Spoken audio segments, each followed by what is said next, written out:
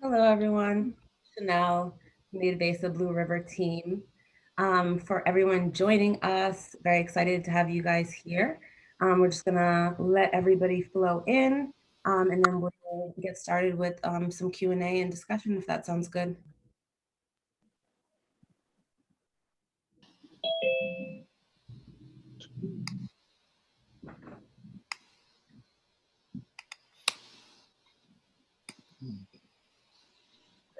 Testing. Chanel, can you hear me? I can. Excellent. And there's no feedback? Nope, sounds perfect. Okay. Good. I did set up the audio correct. Hello. Hello, Don. Hello, David. Hello.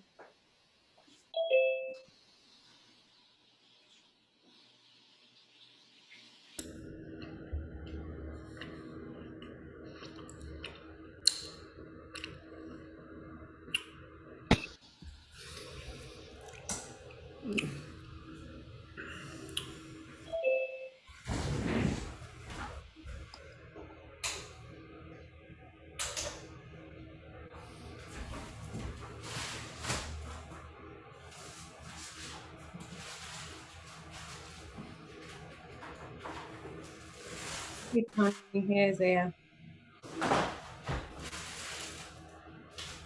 Hey everybody. Good now.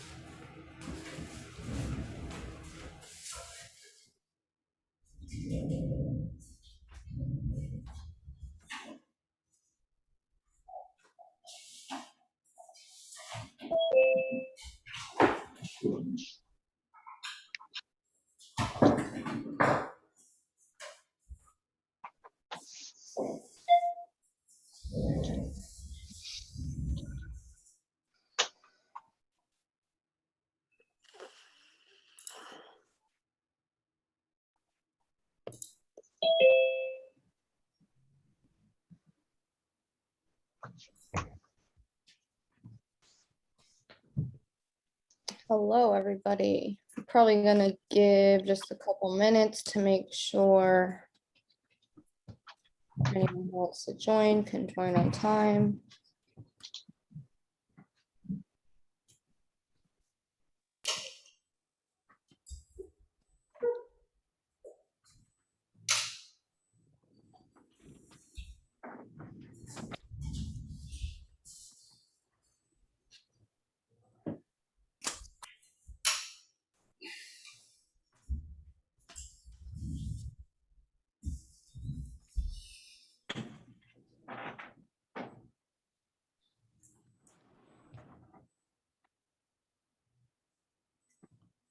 All right, and just as a reminder to everybody, if you could please mute yourself, while you speak, that's greatly appreciated to anyone who is speaking.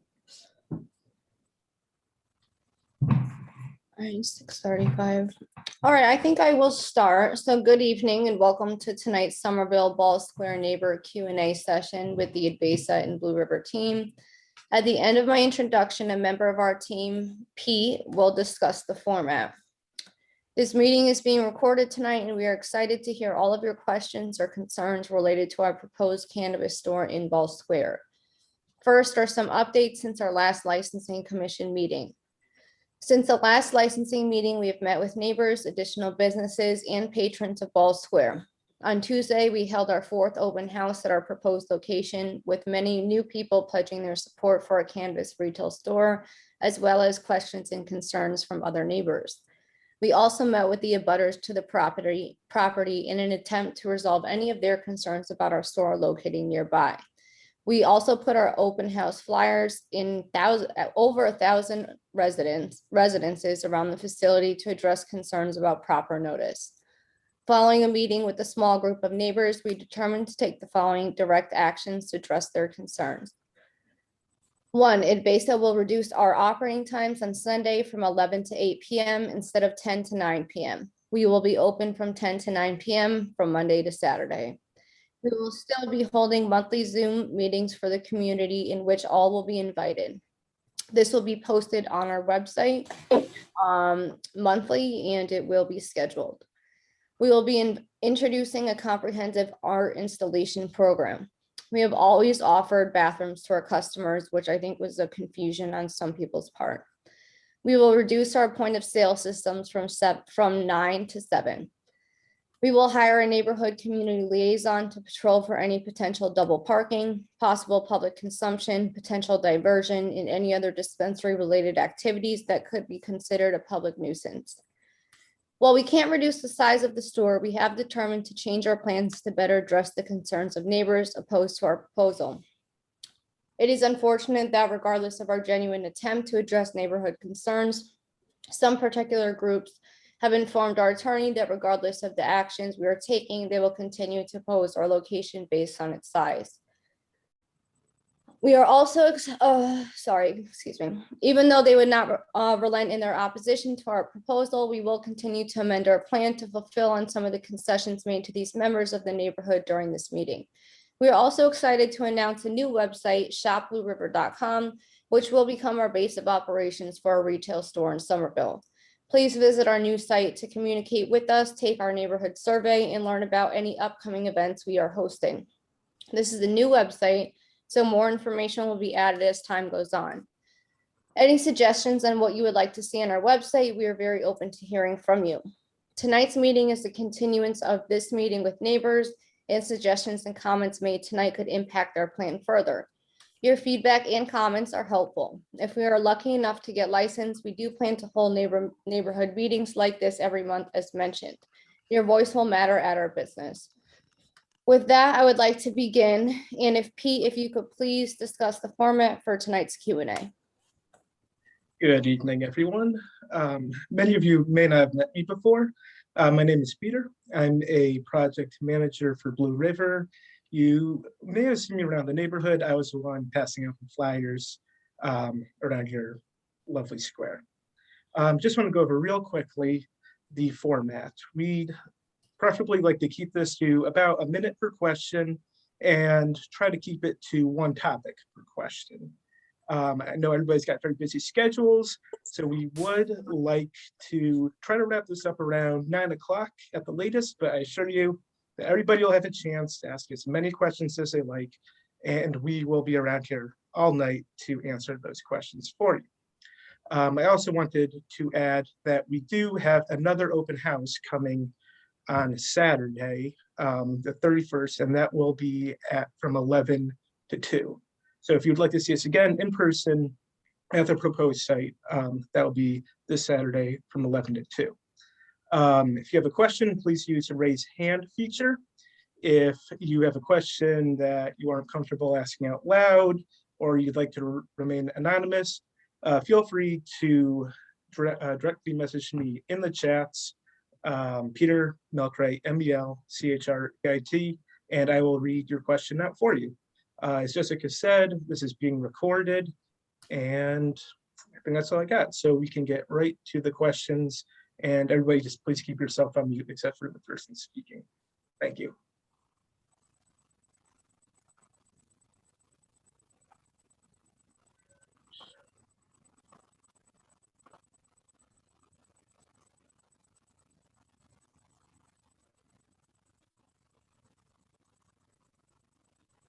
Great. Looks like we have a question from John. John, please go ahead. Yeah, hi, good evening. You just stated that you talked to the abutters. Exactly who do you consider the abutters? So I will, yeah, so we're speaking, well, we've actually met with a lot of abutters through all of our open houses, but we did speak to the direct neighbor in back of us who had raised some concerns at the last meeting. about parking and people double parking in their driveway and the potential implications that that could have on them going forward. So you said abutters plural and you talked to one person, is that correct? No, we have spoken to a lot of abutters through our open houses. So we've had many people come in and voice either support or opposition, questions or concerns. We spoke to the abutters, the neighborhood group represented by Jennifer Dorson, Amanda Beck, and Colin McDonald. And we also spoke to the individuals who live directly behind the dispensary. Well, I live 30 feet from your building and no one's ever knocked on my door. You can stick a flyer on my door all you want, but that doesn't mean you've talked to abutters. I think you're really being, you're really not telling the truth here.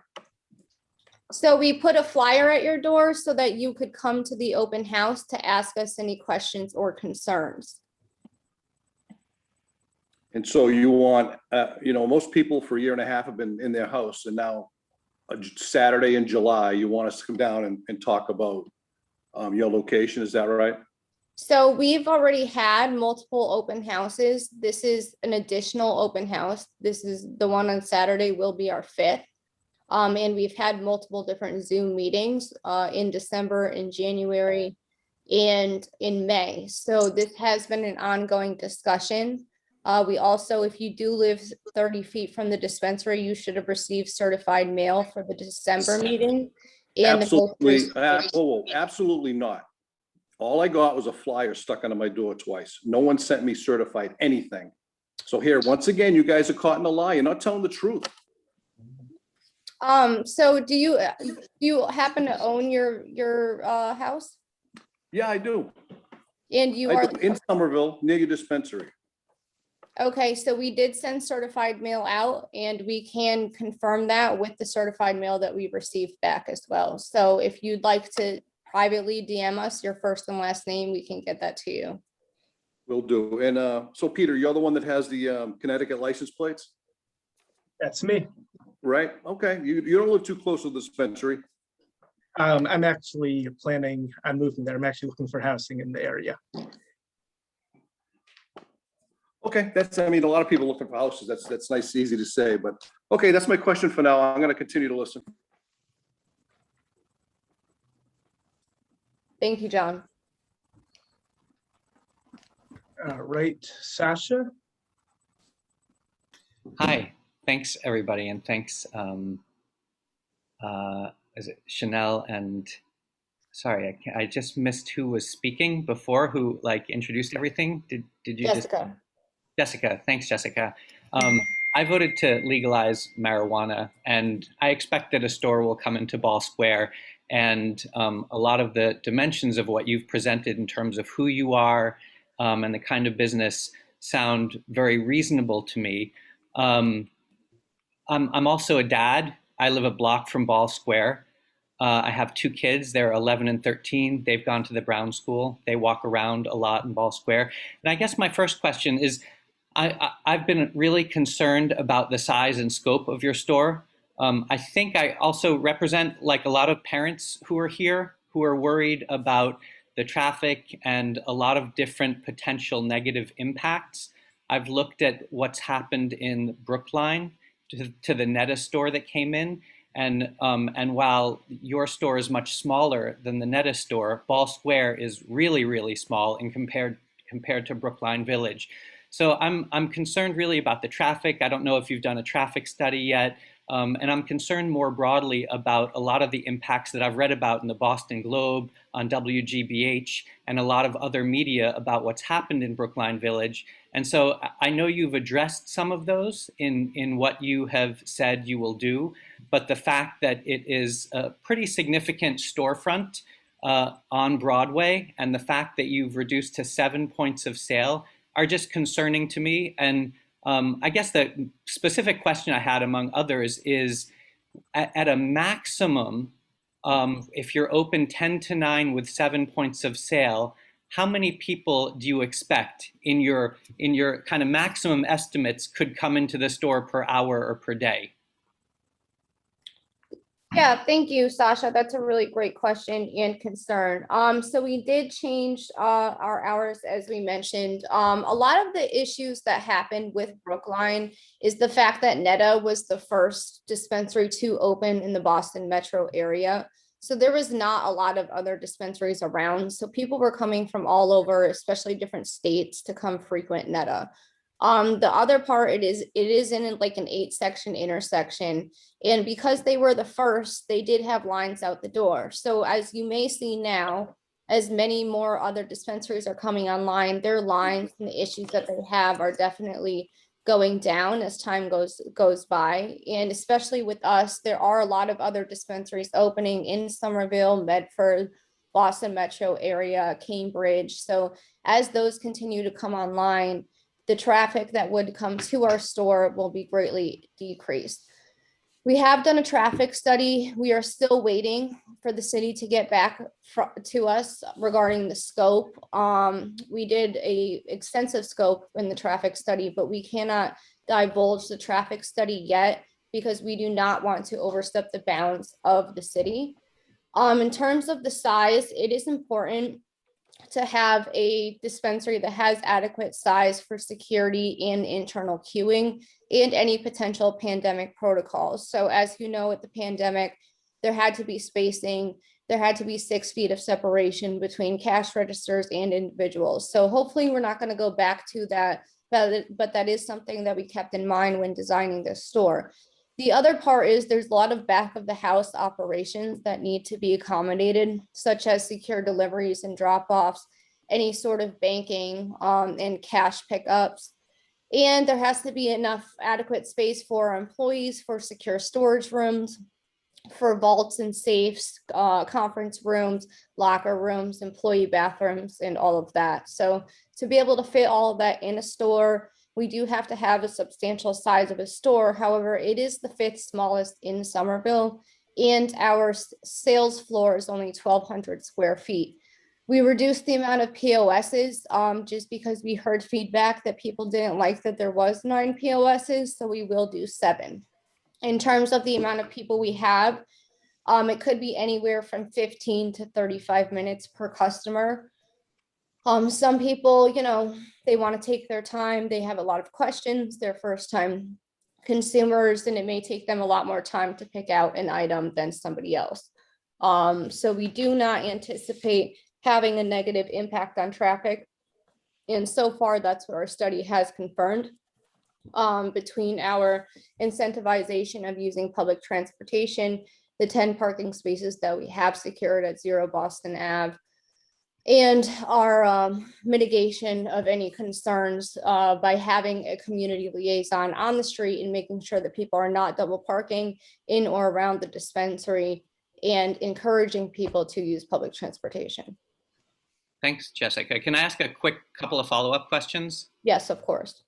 I guess I'm still, I guess with the traffic study specifically, I'd be interested in knowing if it was done while the bridge is closed. It feels like if it was done during COVID or while the bridge was closed, that could lead to many different results.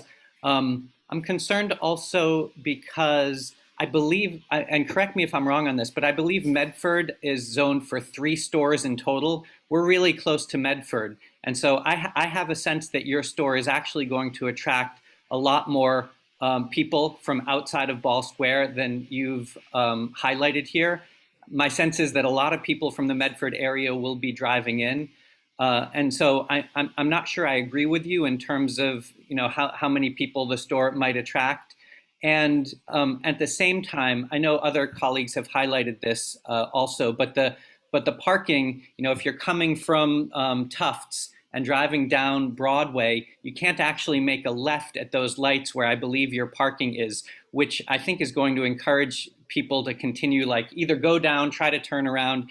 And I'm just really concerned about that for the increased traffic. I was reading the Ball Square development plan that the city of Somerville did with MIT. And it was in relation to the Green Line coming in and the concerns about traffic. And I think with that coming in and with you coming in, and I believe your store may attract a lot more traffic than any other store in Ball Square, although I'm not certain of that, I'm just really concerned about it, and I wish it were much smaller. And I'd be really happy to welcome you into the neighborhood if it were much smaller. But I do want to voice my opposition to the size and scope that you have. Yes, and I definitely can appreciate that, Sasha. I do want to make note that our traffic study was done very close to 2 months ago, so it was not done while the bridge was closed. And we are also doing another one in September as well. We will be operating by appointment only.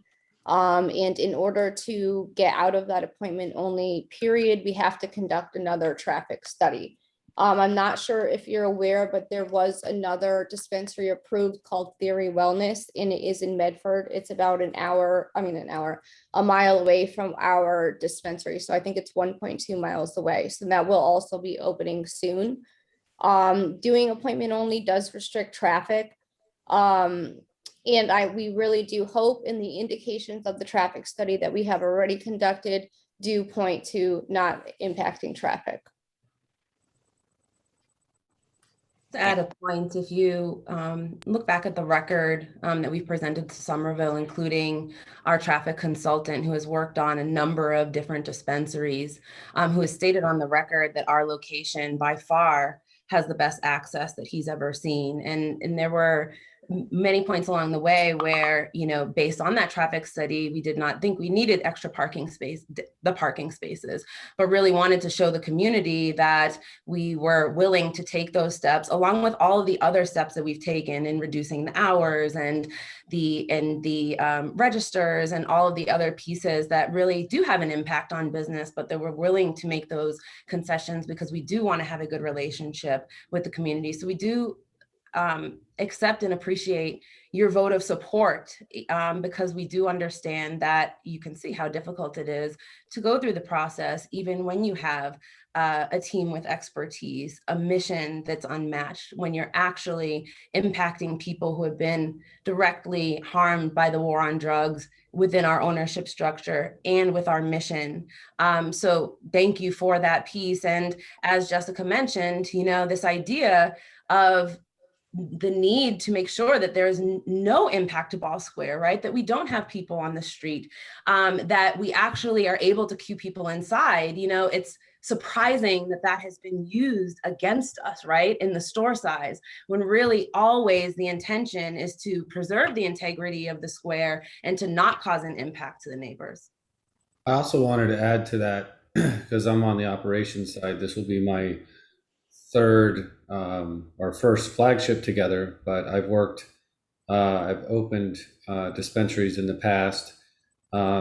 Previous partners were the people that opened Netta, and we have learned in the history of opening dispensaries, especially early on, how to mitigate these lines. And so a lot of thought went into this, believe it or not, Sasha. The way the queuing in the vestibule works, having the ability to have up to 75 people in the left side of the store in the vestibule area eliminates these lines. And so reducing the store size, let's say to the middle bay, doesn't reduce the desire or the demand. Doesn't reduce the desire or demand of the customers that are coming. So if the customers are what they are and they're coming, let's say there was 20 over a course of an hour and you reduce the store size, you may actually have people on the street. What if there was a flux? Because it's not a continuous flow of exactly this many people every day. Sometimes between 6 and 8, you may get a rush after work, or different weekend times you get different rushes. So we thought we were doing the right thing by trying to make sure that there was absolutely no lines, and that having enough POS systems would make sure that the flow and the conversation and the engagement was a welcoming type of environment, that people can engage with people and find out about products. And we have a lot of different products. We're a natural cannabis store. We offer more than 60% of our products aren't THC based. So there's a lot to learn. Everyone has a different business model that's in our industry. And so we have a lot of adult wellness products that people will want to learn about. And so reducing the store size doesn't necessarily just guarantee that there won't be people on the street. So there was a lot of thought that went into it.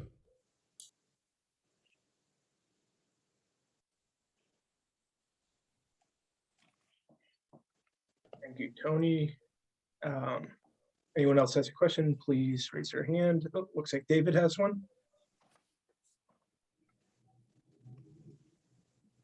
Yes, can you hear me? Yes, we can. Thanks. Yeah, listen, I really appreciate the kind of thought that you have put into this and the planning that you've put into it. It seems to have been very careful. I also, and also I appreciate the fact that you have been sensitive to some of the concerns that the neighbors have in terms of reducing the points of sale. I'm glad to hear that there are bathrooms available to your customers. I think that is so important. I too have friends in Brookline who have told me about the problems there. You're aware of them as well as I am. The problems had to do with loitering. The problems had to do with violation of private properties in the vicinity, urination on other people's properties, people consuming in the immediate vicinity, and those problems are anticipatable for Ball Square, of course. So the question is, how do you mitigate them? You know, like Sasha, I voted to legalize marijuana, and I'm not opposed to a local marijuana shop.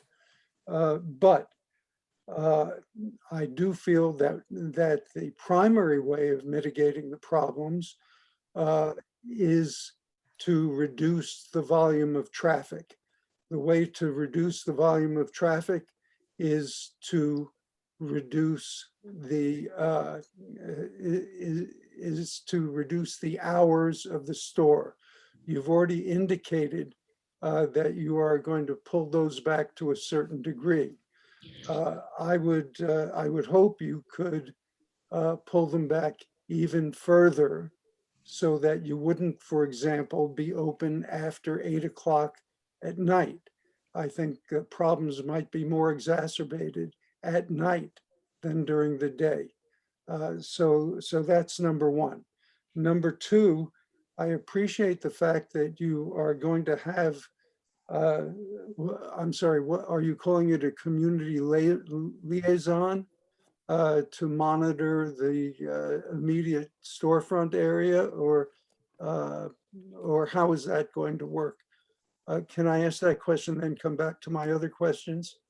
Yeah, so it sounds like you've got a few parts. I want to, from the operational standpoint, some definitely really good points and concerns, and appreciate you bringing those up. So in the past, experience has led us to how to mitigate a lot of those concerns. And so at first, I think people maybe didn't understand how the surveillance systems work. These surveillance systems that have cameras in and out of the store aren't pointed, let's say, at homes or invasive, but they're really for the protection of the neighborhood and for us to have eyes, let's say, on the side of the sidewalk, down the street, in the back of the property.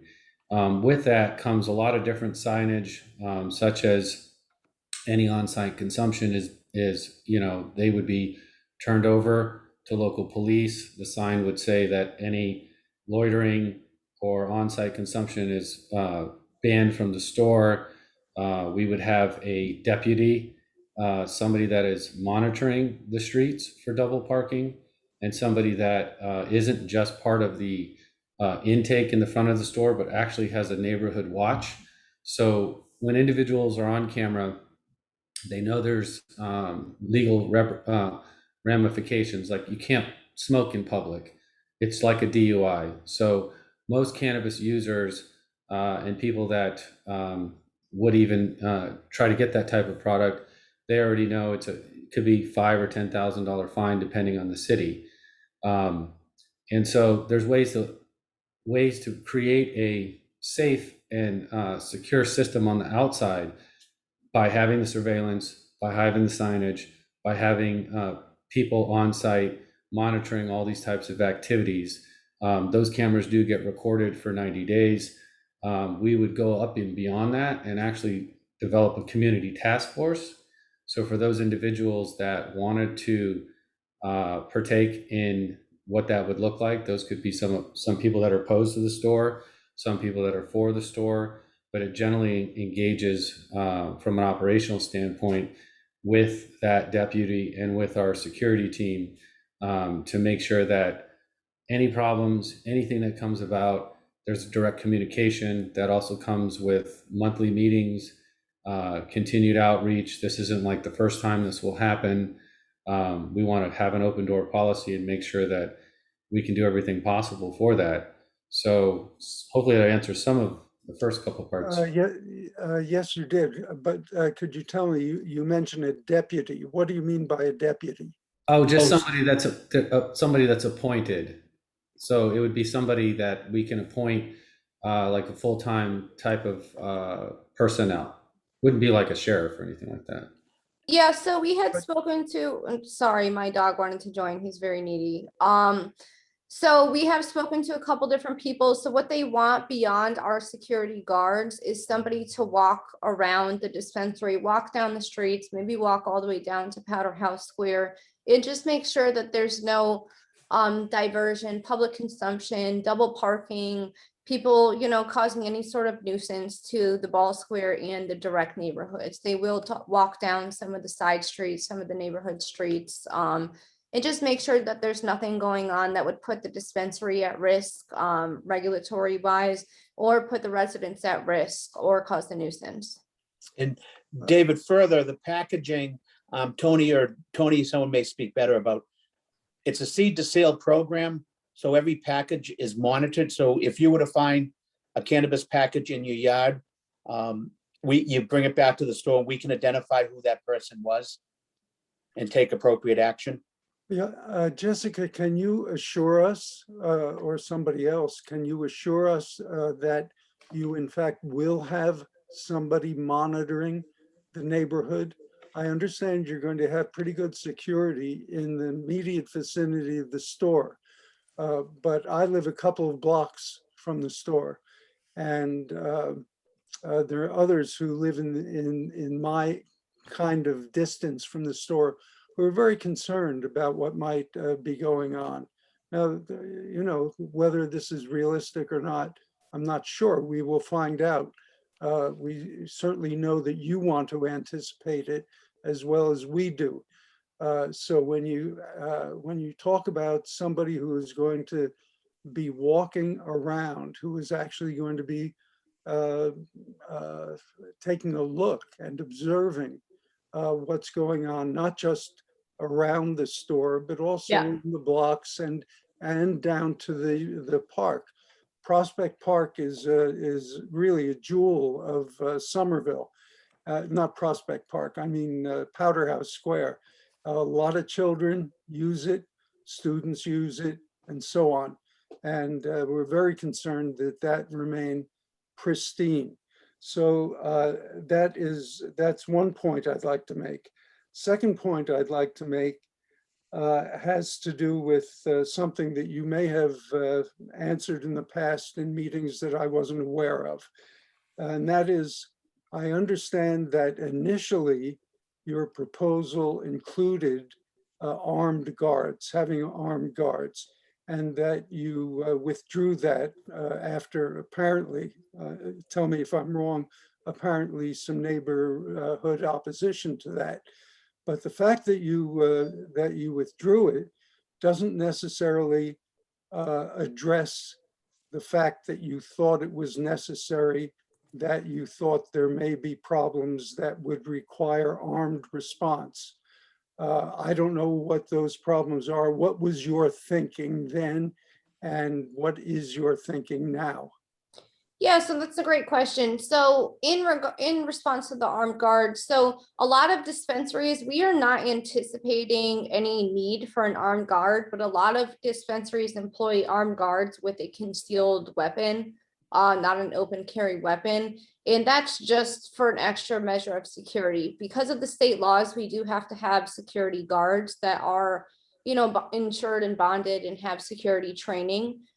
So regardless, we still need an armed or unarmed guard. So we weren't anticipating anything. And in fact, crime within marijuana facilities in Massachusetts is extremely low.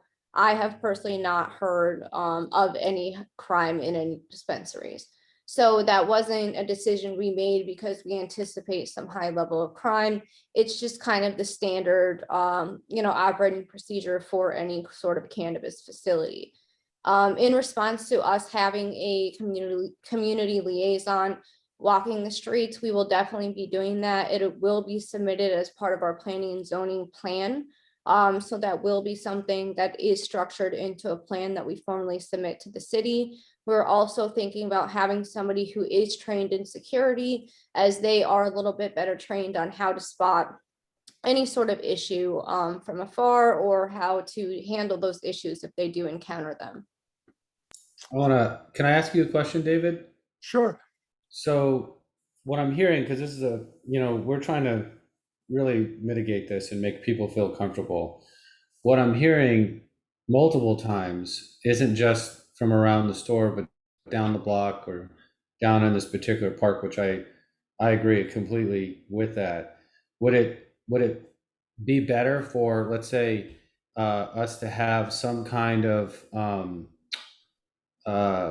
security company that is in a vehicle that can monitor the neighborhood in a particular, maybe toward, during the day and potentially off hours?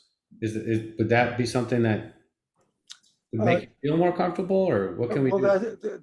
that's very interesting, because what I was thinking beforehand was that in addition to the kind of immediate vicinity monitoring that you're going to do, that you should arrange with the Somerville Police Department to have extra details doing sweeps through that area X number of times per day. But private security addressing the same potential problems might also work.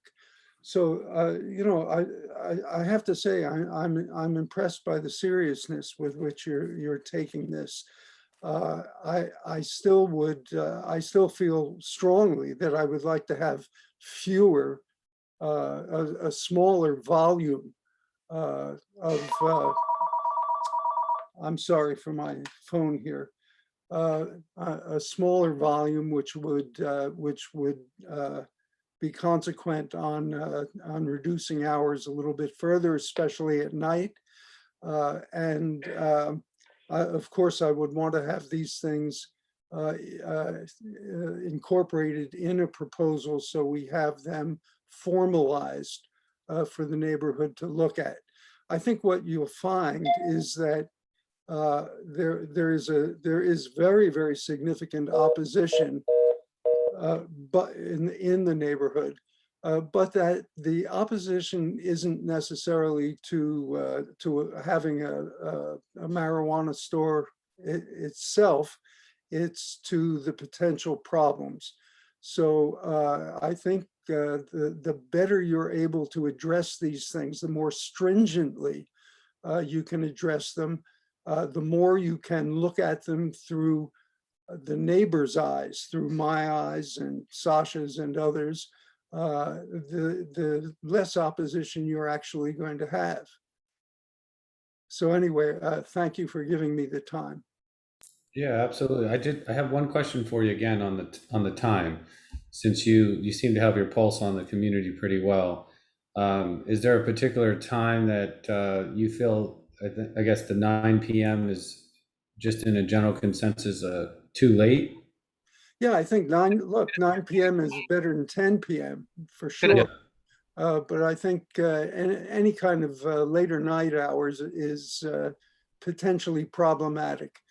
So that from my point of view, and you can judge for yourself whether it's from other neighbors' points of view, but Yeah. from my point of view, a store that is open, for example, from 10 to 8 would be Okay. much more acceptable than one that has longer hours. If I might, Tony, I just wanted to add to David's point about the store hours, which is that your store does abut neighborhood properties. It's really close to the neighbors. One of the things that I've read about Netta in Brookline is that they actually, I think, reduced their hours from maybe 10 to 8, although I'm not certain about that, after more than 200 neighbors complained. We have a lot of children in the area. Again, I have 2 kids, they're 11 and 13, but there's a growing number of families that are moving in and going to the Brown School. Kids walk around all the time, but I'm concerned about that time too, and I would appreciate a reduction in hours, like till 8 p.m. as well, because I'm just concerned about the noise. A lot of families get their kids to bed pretty early because they're kindergarteners and others, and so that's also a significant concern. All right, that's fair. So we have no problem doing that, and we will report that to the next licensing commission hearing, and that will be reflected in our planning and zoning packet as well. So 10 to 8. 8. Yep. I think it's also important to note, like we keep going back to Netta, and I think it's just important to level set. Netta was the first humongous, pulling people in from different states. You notice that when we're talking about kind of bad actors in that way, it always comes back to Netta. We all need to remember that there are over 100 dispensaries open at this point. Like just mentioned, there's one right in Medford. We don't hear these issues because cannabis companies generally do not have issues with their neighbors. We have to go through like this. We make concessions like the ones that we're making. So I think it's, as much as I understand the fear based on the reports from Brookline, I think it really is important to understand what the real cannabis community looks like, the fact that there are many, many stores open and will be many more by the time this store opens. And that's just important to understand when it comes to that impact, because it certainly isn't going to be anywhere near what your fear is. And we really do hope that by making kind of concession after concession, that you see that we're not here to bring anything negative to the community. And David, to follow up on Chanel, there's currently 136 stores opened up. There's 350 stores in line. Somerville's going to have a minimum of 12. Cambridge has licensed, and Chanel are at least 11 or 12 right now. So there are, as you start looking at this industry growing, is that it really, you can't really look at Netta. Netta was the first store in the Boston area to open. And then the closest store might have been Brockton. I can't remember exactly where the closest store was, but it was not within the metropolitan Boston area as surrounding communities.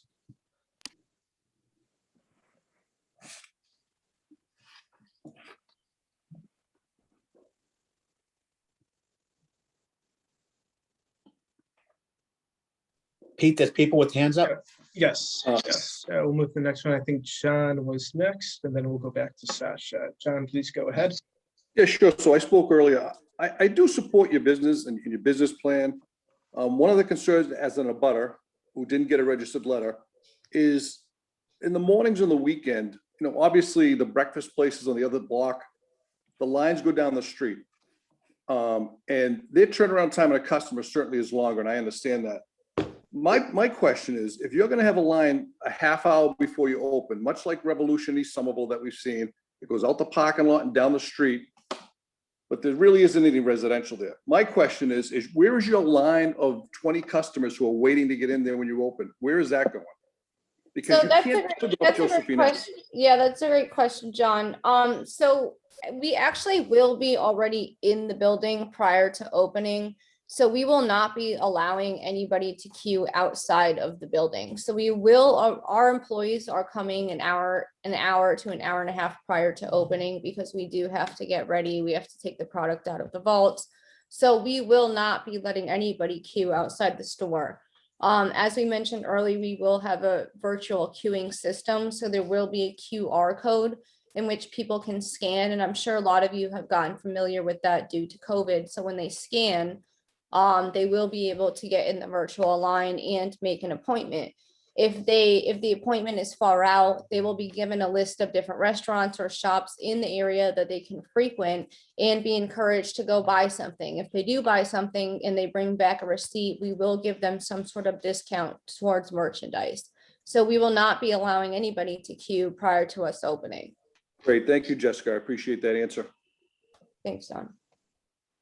All right, Sasha, if you could unmute, please. Hi, I'm actually Marnie. I'm married to Sasha, and I want to just say hello and tell you that I personally want to support you and your business, and I really want to welcome you to the neighborhood. And I appreciate all of the concessions you're making and how reasonable it seems you are and how responsive you're being. And in the spirit of collaboration, there's one question I have. You know, you have very articulate answers to a lot of these questions as to why you chose this particular location and the security measures and the, you know, a lot of these questions, you have very like reasonable answers, and I really appreciate that and respect them. I think the thing I struggle with is if this store is really meant to serve our community, and a lot of us will welcome you and will frequent your store, I just don't understand how you came up with the number 9. And I appreciate that we're down to 7, but the volume of your business is the main point of discomfort and opposition. And so instead of me just like digging in and being like, that's too much, I would really love to understand how it was that you came to the number 9 to serve our community, and why that number and now 7 is so essential for you to hold on to. You're making so many concessions. Is this something that you can help us understand in terms of how that is appropriate for this particular location in this particular neighborhood? If you can help bring us around to your line of thinking other than profit, I think that would really go a long way. Yeah, that's a great question. And I definitely appreciate that, you know, because we do want to provide the community with as much information as possible. So a lot of people don't understand the logistics and just kind of business dealings of a recreational cannabis store. So unlike other stores, you know, when you go to the register, that's the salesperson, that's anyone asking, answering any of the questions that you may have. So that's the, you know, you remember the Genius Bar at Apple? That's your Genius Bar employee. So, you know, we don't have people kind of going up and down the line. It's not like California where you can, you know, look at the product while in line and there's all of these things out on the floor. Massachusetts has very strict laws and regulations that prevent that type of business model from being implemented. So your point of sale is also your point of customer service. So any questions or anything that you may have to ask, you know, you can stay there for as long as you want. I mean, some people stay there for an hour or so. They want to talk about their husband's Parkinson's, they want to talk about their problems, they want to talk about their grandson, you know, and they have a lot of questions, which is fine. So one of the reasons why we have so many POSs is because we do need to keep the flow going. And if we have 4 customers who are, you know, taking up an extensive amount of time at the register, we do need to compensate that by having other registers. In terms of 9, I'm not sure if you've gone into any other dispensaries, but dispensaries do tend to have a lot of point of sale. So that doesn't mean that they're all in use at all times. But if you do go into Netta, I think they have 14 or 15 points of sale. If you go into Garden Remedies in Newton, I think they have 9 or 10 points of sale and they are a lot smaller. If you go into Berkshire and East Boston, they have 8 points of sale. but not all of them are in use at all times. So realistically, we would probably have 4 or 5 in use at one time, potentially even less, maybe 2.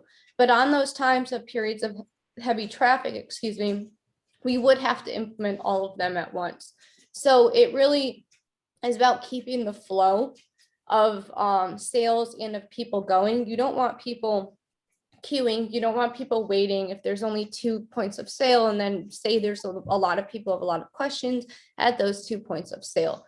So it's more of a safeguard. We don't have to be using all of them at all times. It's unrealistic for us to expect that. And I understand that, you know, people say, oh my God, there's so many points of sale.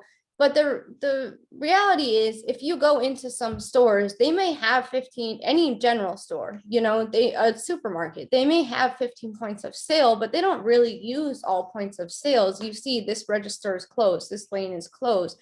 They don't use those unless it's periods of heavy traffic. So that's the reason why we have that amount of point of sales.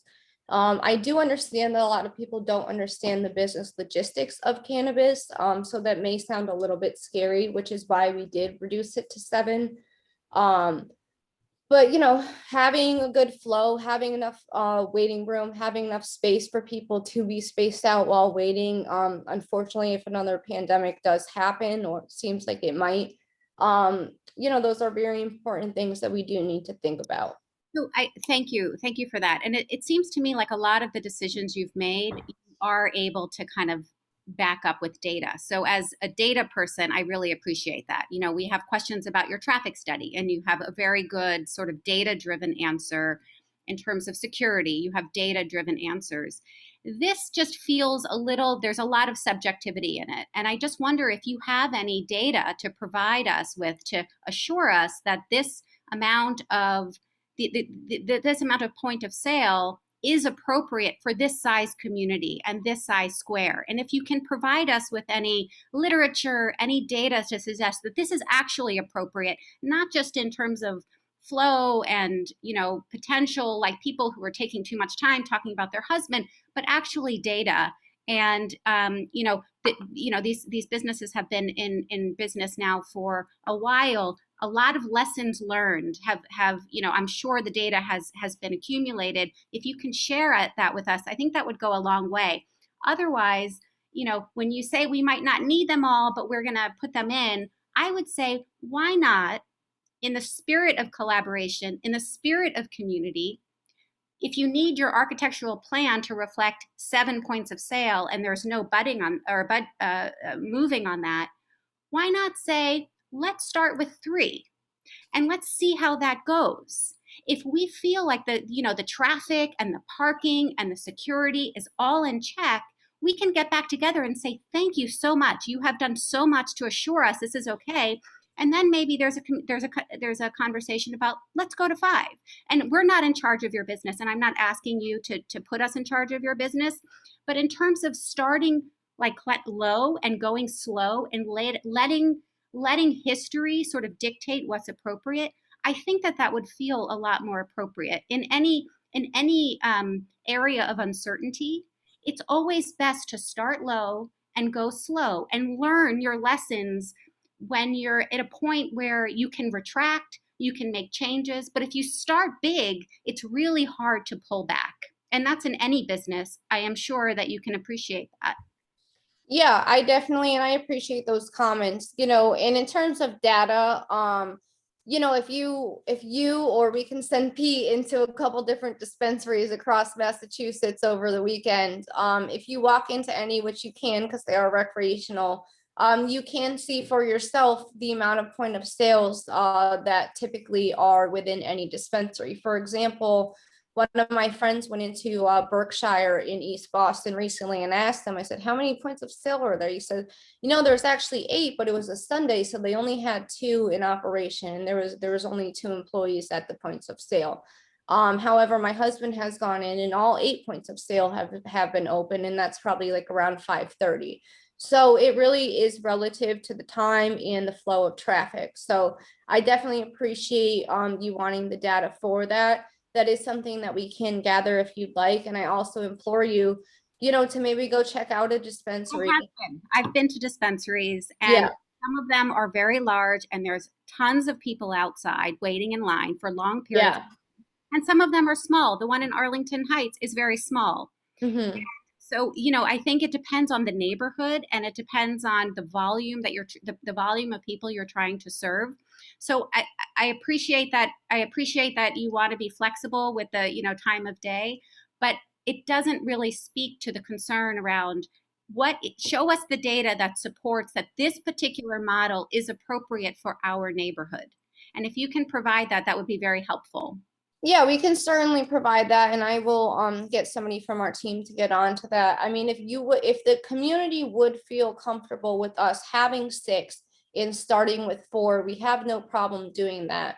With the object of having 4 open, at all times if needed, and employing 6 if there are periods of high traffic. And if that would make people feel a lot more comfortable with the dispensary and our operations, we do have no problem doing that. I thank you. I think if you could start with 4 and assure us that going to 6 would be based on assurance that 4 is working well over a significant period of time, I think you're going to really decrease the opposition. To me, that feels so much more reasonable for our square and our neighborhood needs. So that the Medford people will stay in Medford. We will use your store. East Boston will stay. And that if you feel like you need to go to 6, if you can assure us based on data over a 3 to 6 month period that we can handle 6 as a community, I think you're going to face a lot less opposition. Yeah, and I do appreciate it. I just want to be clear. So we're going to install 6 with the goal of only using 4 at all times, maybe even less if time permits. But if there are periods of high traffic and we do need to implement all 6, or say, hopefully we don't go through another pandemic and we do need to increase the flow of people in and out and not have people lingering around, we would use 6. But we have no problem telling the licensing commission and planning and zoning that we only plan on using 4 to begin with, unless there is a period of heavy traffic. That feels a little like I can't quite wrap my head around that. That means that like you're at 4, but you would also be at 6 if needed. Yes.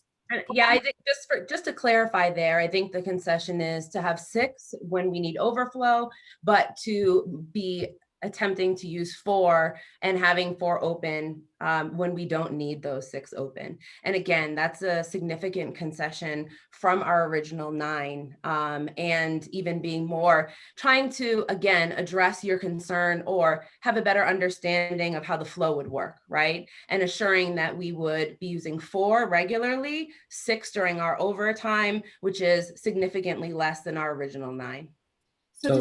So we would be using 6, say, the T gets off and we have a lot of individuals coming back from work and they want to stop by after work. So say we determine that 6 p.m. is a time of high traffic, then we would implement those other 2 if needed. But we don't know if that is needed yet. We will start with 4 and we will see how that goes. So we could utilize the other 2 as an educational area if there is some individual who does want to take up a lot of time and they need an hour or 2 before they decide on a purchase. So we have no problem decreasing the amount of point of sales and only utilizing 4, but we will have the other 2 just in case, and we will hope not to use more than 4. And how do you track that? So, if at a 3-month review, how do you provide the community with how often you've used 4, when you've needed 6, and how does that translate into the impact on our community? Yeah, so that's a great question. So it would really be based on customer actual purchasing data. So, and if we have an influx of customer purchases at X amount of time, then we could determine that time, and it's over a 3 or 4 or 5 month period, then we could determine that time is a period of heavy traffic. And we do have our monthly meetings based on the other part of our plan with our liaison and the monthly meetings with the community. So that will be an inflection point to have the conversation around that data. So you would be able to provide us with that data and share that transparently to say, this is what we've used. This is when we went overflow. This was the impact on traffic at that particular time of day. This is what we noticed in terms of lines and queuing and security. I mean, are you able to kind of track the data to that degree so we feel like, okay, this makes sense?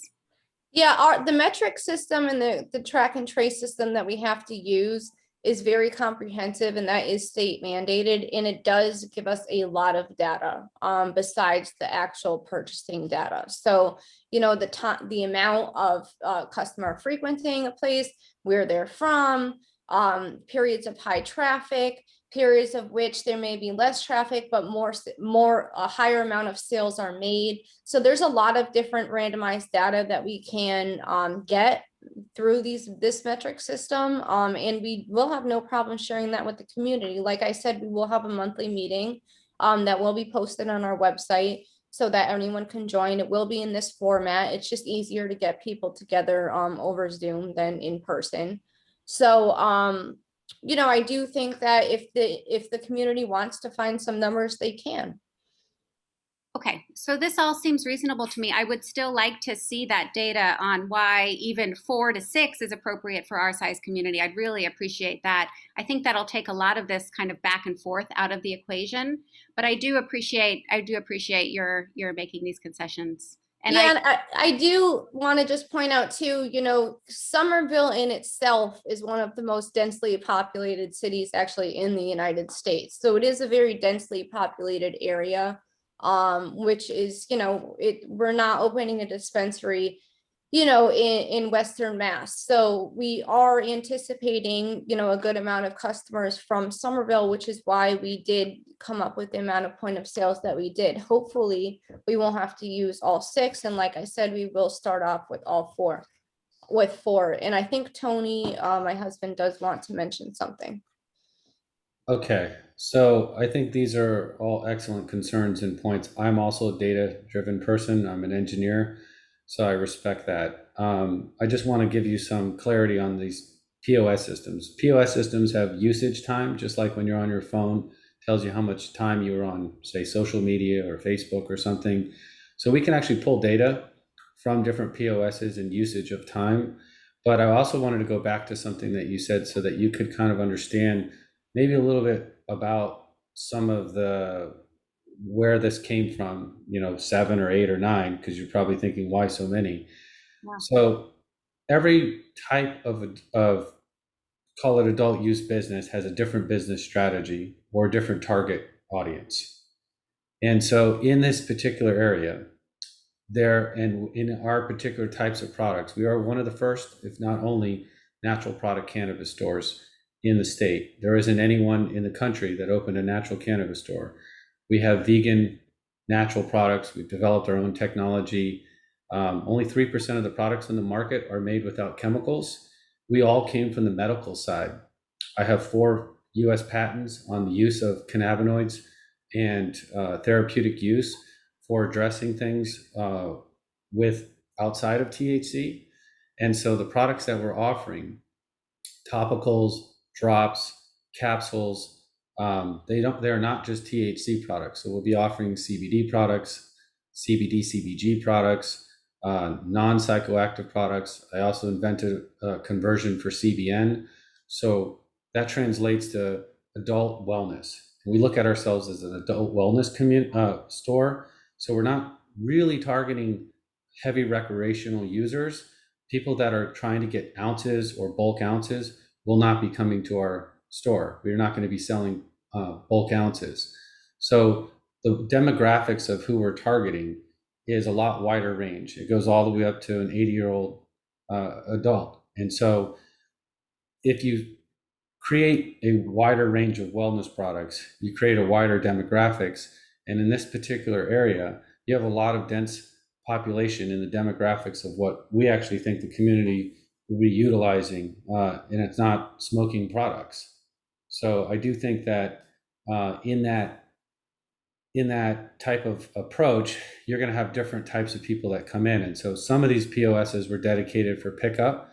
In my mind, because I've gone through this several times, it always bothered me if I saw, let's say, an elderly person come in, they had a cane or there was a wheelchair, and people got in their way.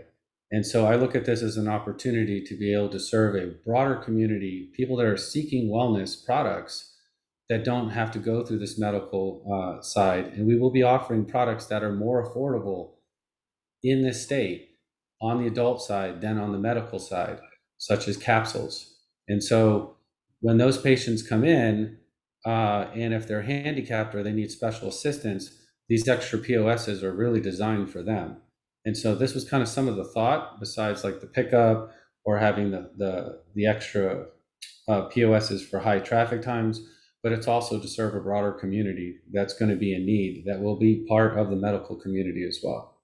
So I just wanted to throw that in there. I so appreciate that. And I'm a medical doctor, I appreciate all of the uses of cannabis.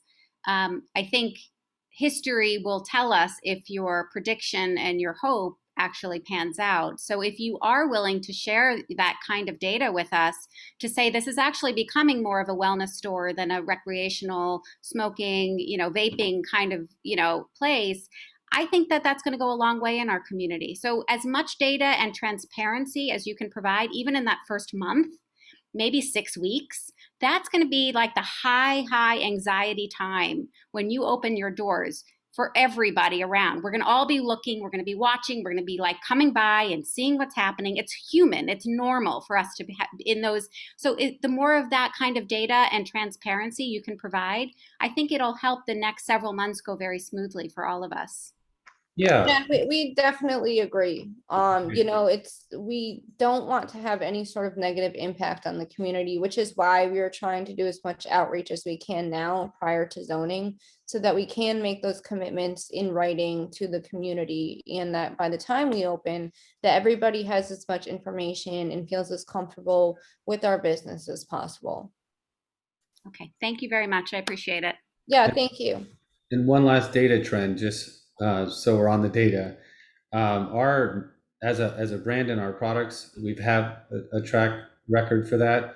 And believe it or not, the CBD, CBN products that we create are our number one selling products, and those are for sleep. So there are a lot of people that will come in for a topical or just some capsules for sleep. And I do Bath think, bombs. I do think that specifically the CBN CBD combination offers a great deal of relief for, a microdosing in the sublingual for anxiety, and the capsule version and for sleep. So that's just the trend we've seen. And so that's why this is, when we create our own flagship, we already kind of anticipate and know that where these sales are going to be driven from. And so that's why that's where the thought came from. No, I appreciate that. And I'll come in and I look forward to learning more from you and supporting you. And hopefully this all really works out very well for everybody.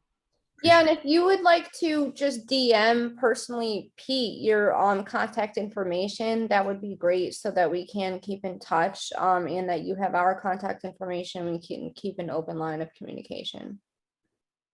Okay. All right, thank you. Next up will be Jamil Simon. Thank you very much for waiting. Actually, this has been the closest thing to a real conversation, without being able to talk without the 2-minute clock going, allows for some back and forth that we weren't able to have before.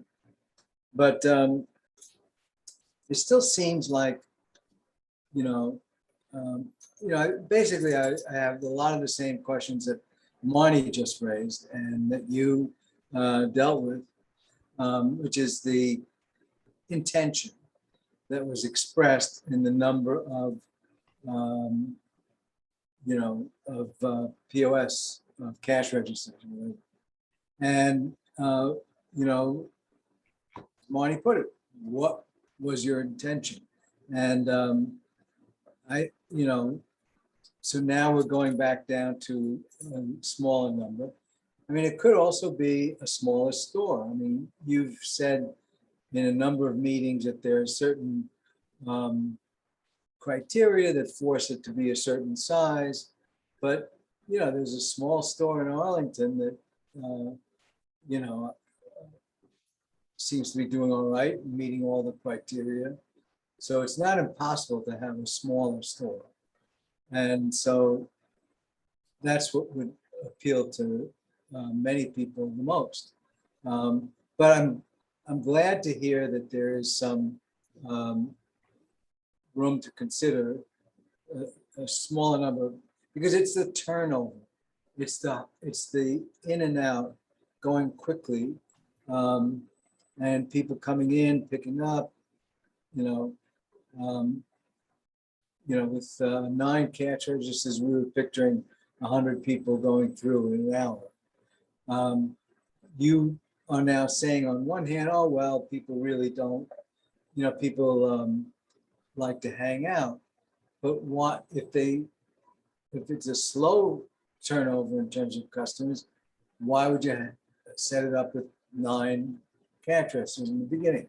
So I'm glad it's coming down. I'd love it to come down even further in terms of, the size of the store and all that. But, I'm glad to hear you mention that you were going to put it in writing, these kinds of agreements, and I appreciate that. Because I think that's really critical to mitigating the opposition that we feel necessary to observe. Yeah, thank you, Jamil. I appreciate your questions as always. They're very well thought out. As we mentioned too, the store size, there's a variety of reasons on why we can't change the store size at this point in time. For one, the city of Somerville has rejected applications for being too small because the state and the city needs assurance that there is adequate space for both retail operations, security operations, and back of the house operations to commence. So there have been applications that have been denied because they didn't deem it an adequate enough space for that to happen. Our floor plan was submitted to the city and state, and it had to adhere to the security, traffic flow, secure deliveries, and banking pickup requirement. And it was approved as such on a city and state level. We do have a state provisional permit. We were approved by the state and city for that address and space because of the ability to control the flow of patrons in and out of the store and provide secure back of the house deliveries. We are not allowed for product and sub vendor deliveries to be made simultaneously through the front door and the front entrance or shared entrance or exit where patrons come and go. The chiropractor bay individually or the corner bay individually did not have adequate accessibility capabilities to make this compliant with city and state regulations. This is why we took the corner bay and had the dedicated parking space in the back and dedicated entrance. We require the middle wall to be removed in order to create a safe room that is properly accessible from the back entrances with the security man trap in case someone tried to enter in the back of the house through the dedicated delivery and drop-off area. So people do need to keep in mind that this is not a general retail store. The state and city requirements have very comprehensive security measures, and there has to be limited and no access areas besides 1 or 2 personnel. The sales floor itself for retail is under 1,300 square feet. So the majority of the space is dedicated to controlling the flow of patrons, deliveries, safe rooms for products, required bathrooms for both employees and the public, the required consulting areas, workstations, required break rooms for OSHA compliance, and reducing the size of the sales floor or the size of the store will not reduce the demand for the products or the customers visiting the store. If we did reduce the size of the store, which we can't at this point in time, it would cause more issues on the residents and the street side because it would be non-compliant. There'd be people, there wouldn't be enough room to queue and people would be queuing on the street. So the design of the store was well thought out with the neighbors and security in mind. Furthermore, the front vestibule area can hold up to 75 patrons at once. That does not mean the 75 people will be in there. If we had to put people 6 feet apart, that doesn't mean that a lot of people can stand in there. There's a capacity limit on the vestibule area as well. So we also have to think about there is a bus stop out front and there is a T station going in. So we cannot have people in any capacity standing out on the street. I don't know if you've gone by the bus stop, but when people are waiting for the bus stop, there are quite a few individuals standing there already. And we do not want to contribute to any more congestion on the sidewalk. So I understand people's concern about the size of the store. I do want to reiterate that it is the 5th smallest in the city of Somerville that has been approved. So we are not the largest by any means in Somerville. I can appreciate the concerns of the neighbors, but you also have to understand from a logistical standpoint as a business, what we need to do to accommodate both our business, the security measures, and the neighborhood's concern. Yeah, you've read that before, but I mean, I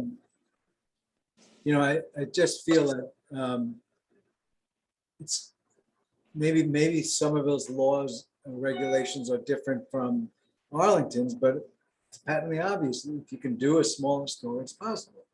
So I don't know, maybe it's there's particular aspects of Somerville's regulations that force you to have such a huge store.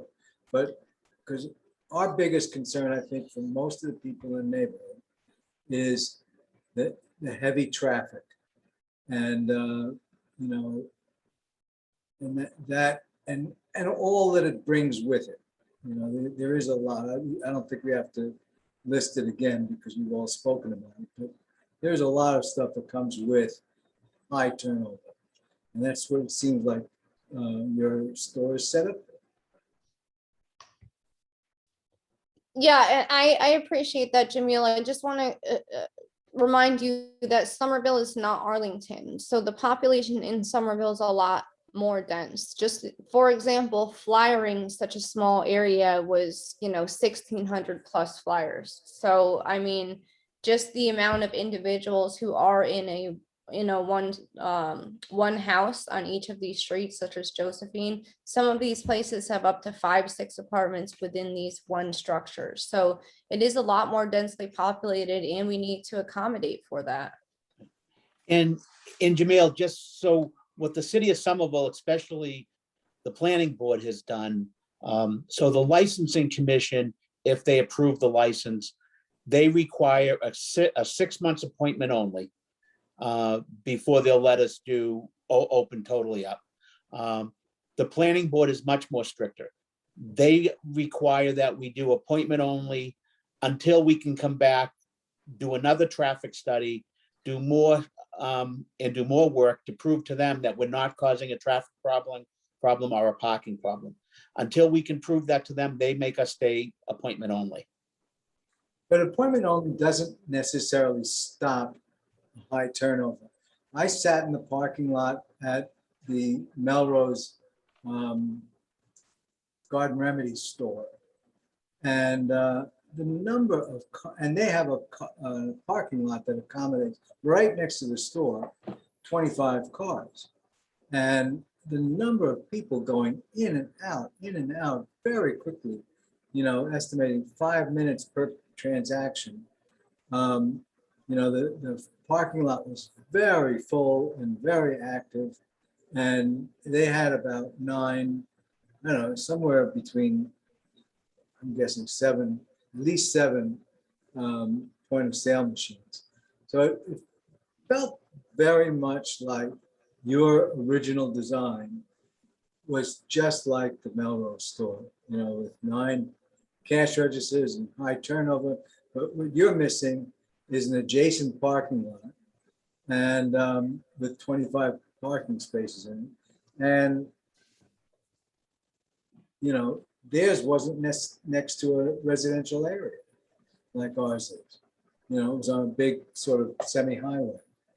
So it's a different situation. And I still, until I see a clear sign reduction in the number of cash registers, I'll be, skeptical. Thank you, Jamil. We appreciate your comments and questions and concerns as always. All right, I believe David has another question. David, can you please unmute yourself? Yeah, very briefly, I certainly appreciate the responsiveness that you've had to all of our questions here, and your willingness to be conciliatory to the concerns that so many of us have. Uh, and I'm assuming, of course, that the kinds of things that you have spoken about tonight will be incorporated in writing in your follow-up proposal to the commission. So that's very positive as far as I'm concerned. I'd like to address, I guess, Tony uh, in terms of security. One of the reasons that I'm concerned about after dark hours is that the potential for problems is always exacerbated during those times, number one. Number two, things are more difficult to monitor. So I would like to make sure that whatever kind of monitoring regime that you put in place is sustained, especially after dark. And with that, I have to say I'm very pleased with the back and forth tonight. I agree with Jamil and and others who have spoken, but you know, this could have a positive outcome. Yeah, I think that it's a cohesive plan, right? That we can work with local police station, our own security plan, and we want to make sure that you feel safe, everyone feels safe. This is all things that we can monitor, we can be accountable for.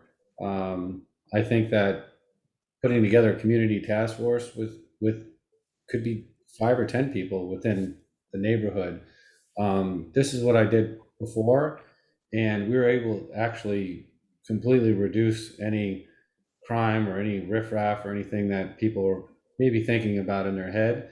And we want to maintain that. And I think that the type of products in store that we're talking about and the type of ethos and the individuals behind our mission will make a positive impact. I know it's hard to see that now, and I know the products that I create and how much they have helped tens of thousands of people and patients. I think you guys will be possibly very surprised. And there is some other thought to that, we all, and I think that's why we have this, we're going down this 6-month path of appointment only, because I think the community is going to have a heavy impact of the Green Line.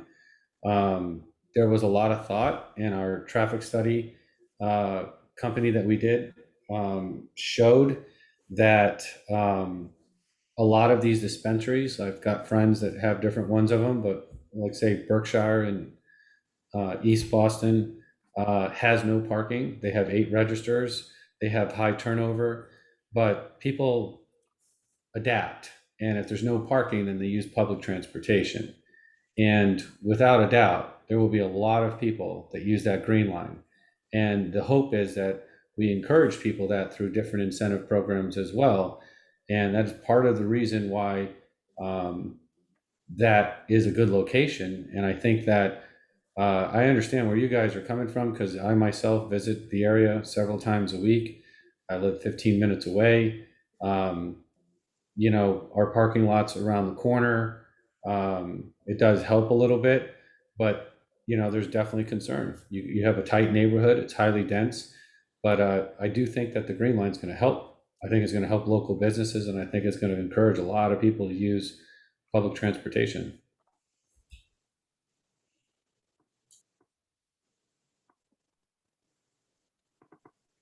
All right. Let's move to Sasha. Sasha, could you please unmute yourself? Yeah, thanks, Peter. And thanks, everybody, again, for this, what I feel is a really constructive conversation. I guess I'm Yeah, still concerned about the points of sale and the number of people, and I wonder. Just going back to some of Marnie's comments around data, I see that Michael, you put in, roughly 7 registers. Consumers spend 20 minutes at a register. At, I was in the Arlington store. I guess I would probably estimate that people spent, when I was there, which is not a good necessarily any kind of, it's just an anecdotal data point, but about 5 minutes per register. And I wonder if there's any data around that. Um, I guess I keep going back to the idea that this store still feels out of scale for Ball Square. I don't know what the largest size business in Ball Square brings in, but it feels that you could potentially bring in thousands of customers a week. Again, maybe there's data that would point otherwise. And when you're saying 20 minutes or even an hour per register, that suggests far less. But if you take it at 5 minutes per person and there are 6 registers, that could be more if it were going full tilt all the time.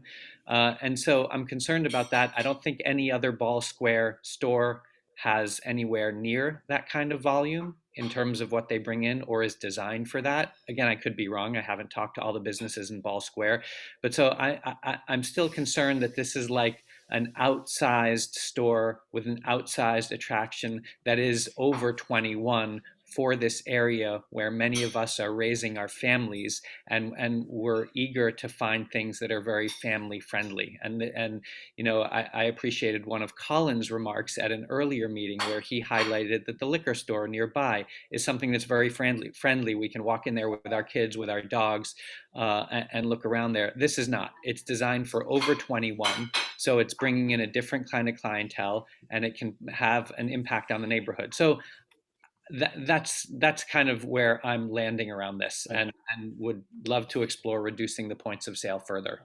Sasha, I spent 4 years running the Alcoholic Beverages Control Commission. I represent alcohol clients. If you walk in with your kids, a liquor store will let you in. If your kids walk in alone, they won't. The issue with cannabis stores is the state has overregulated them to deal with the issue. They should be treated like liquor stores and people should be allowed in, but that's not the case. So it's not that we created a 21 or older. We are similar to a liquor store, but the law does not allow us to allow families to bring their kids in when they're shopping. We are not the largest store, both by square footage and frontage, in Ball Square. And I believe Commissioner Chairman Lynch mentioned that at the last meeting. We probably will not be the busiest store. The two breakfast places probably do the most business in the square, especially on weekends, and cause the biggest issues with parking on the weekends. I hope that answers your question, but I understand your question about the point of sales. And that's why what Jessica said about, we had a plan for 9. It had nothing to do with the amount of people, but really to better serve the customer. With that being said, we looked at the concerns that you brought up through all these meetings. And Jamil brought up some great ones. I've talked to him a couple of times, and that's why we looked at reducing them down and going from 4 with the ability to open up 6 at high traffic. I think that, along with appointment only, should really help see where this industry goes and see where this store goes to, for the community to feel safe and that it's well regarded as to how it opens and how it works in the community. Also would add that soundbite, like there's other places that I visited that were heavy traffic, heavy volume. I go to the diner as well. There's a lot of people all at once in these facilities, and that was part of the process. You're right, there will be people that come and go. If, as an example, you wanted capsules for sleep, you don't want to spend a lot of time in the store. You want to come in, get what you need, and get out. And we do a lot of education. You got to also remember that we have a dedicated interactive educational area, because a lot of people want to learn about products. Once you get them and you kind of get into a routine and you say, okay, I've got my CBD drops or I've got my CBN capsules, you're right, you will get into a routine. And if you can get in and out of a location in 5 minutes on a pre-order because you know what you want, that's just like anywhere else. You want that option, but there will be quite a lot of people that will want to interact. We have pop-ups. We also have, we are also part of the EE equity program, social equity program. So we will be sponsoring pop-ups within the store at this particular bar area that allow other EE and social equity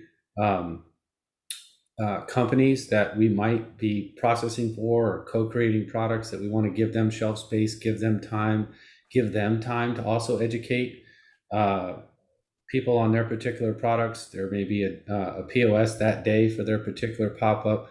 There's a lot of things that go on inside at least our place that I think are a little bit more unique than registers and people in and out trying to buy ounces and eighths. It's just not our MO.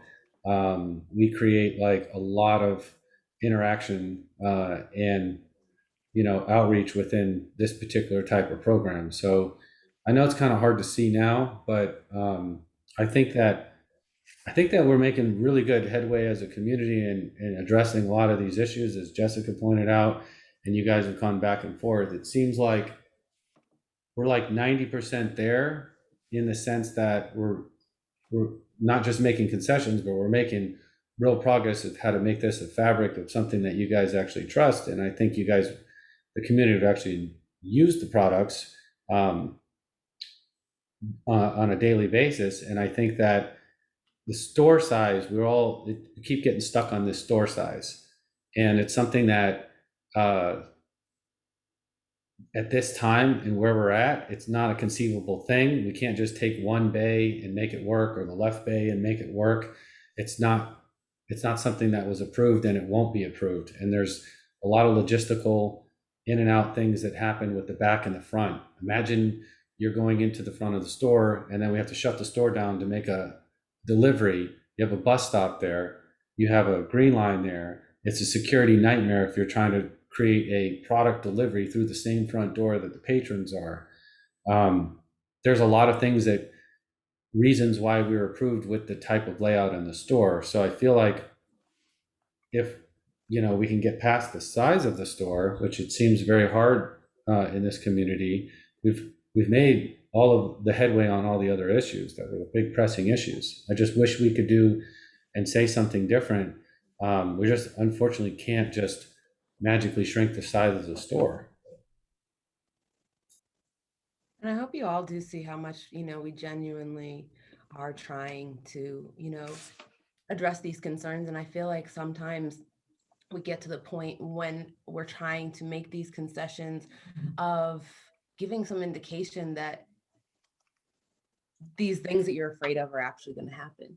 And honestly, it does make me truly sad inside, honestly, to hear that after all these conversations that we've had and that you've heard from us, that you don't think that we're the type of folks that you'd want to come into our store and understand and know us, but that a liquor store would be that kind of place. And I think it does remind me of like how much stigma there still is around this substance and the harm that has caused and, honestly continues to cause. And I do see that here in this. And I do thank those folks who have stepped up and said that they do see how this could be something good for the community, because it certainly is that and is our intention. Thank you, Chanel. Right. I think Don has his hand raised. Don, would you like to unmute yourself? You're up.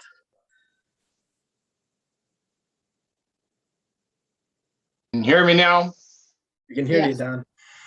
Okay, great. I'm a longtime resident of Josephine Avenue, so I know Ball Square. And after thinking about it, I'm now in favor of Advesa in this location.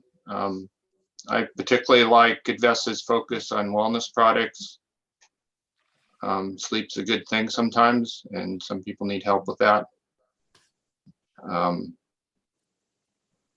I've bought medical marijuana at Syrian Davis Square, which you wouldn't even notice I mean, it's pretty invisible. But the sales process for me took about 10 minutes. They check your ID, they answer questions. They have to walk out back to get the product. They have to process the payment. So it's not a quick checkout, at least my experience. So by my estimate, 9 points of sale would be about 60 customers an hour, which is similar to what Soundbites is on a Saturday morning.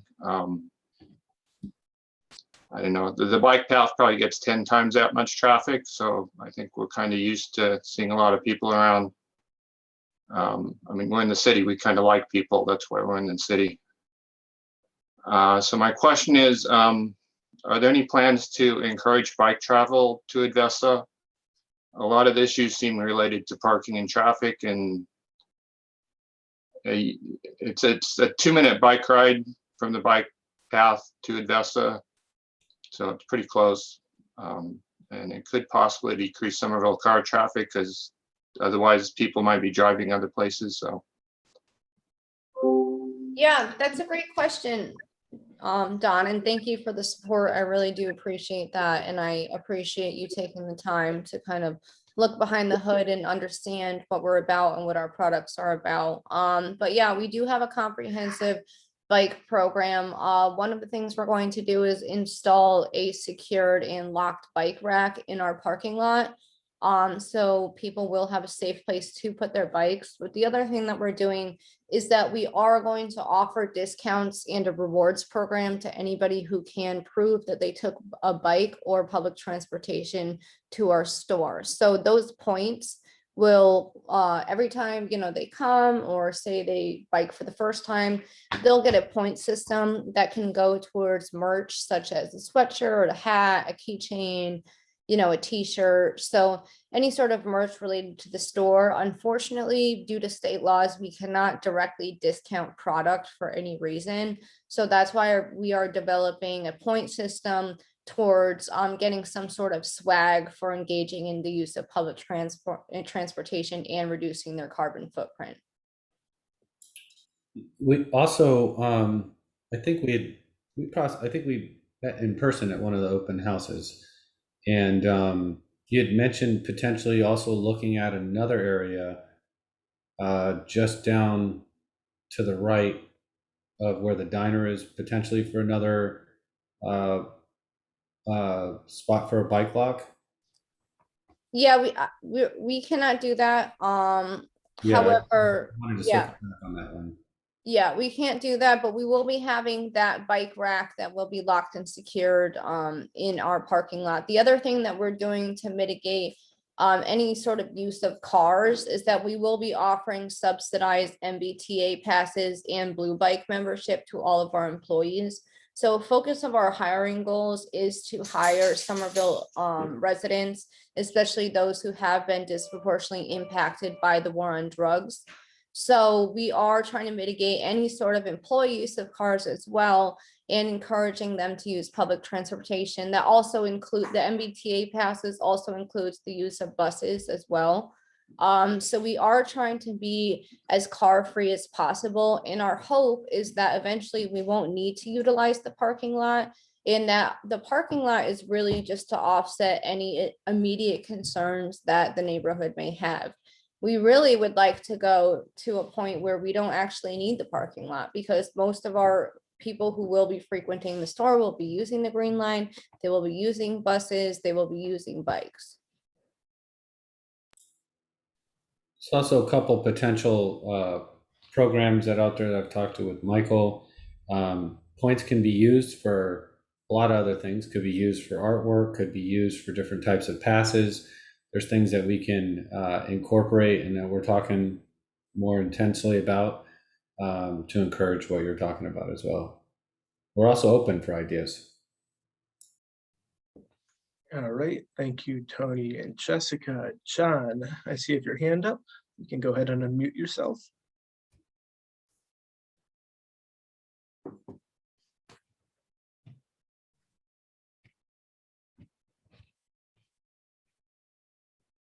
John, do you have a question?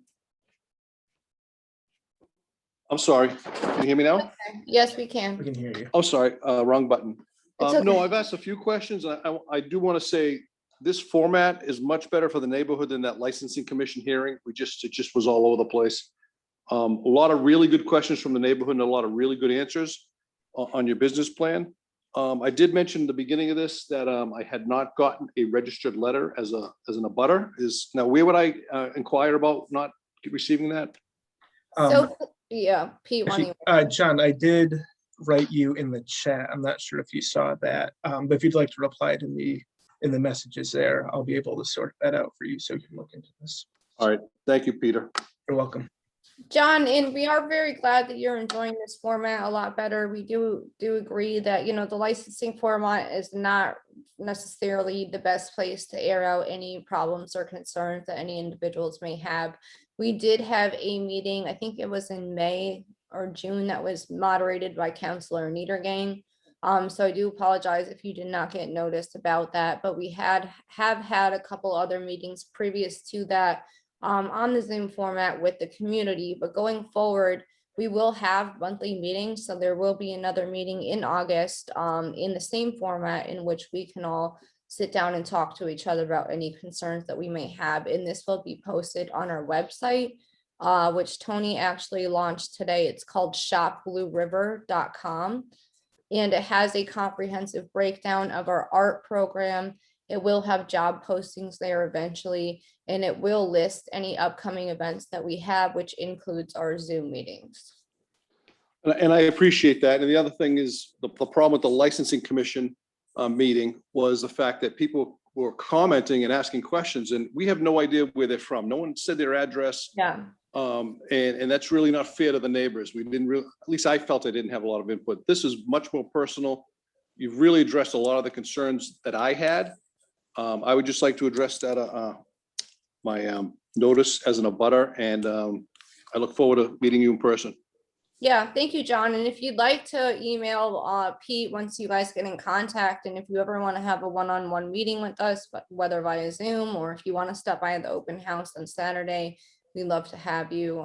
We'd like to engage as much feedback, especially from the direct abutters, as possible.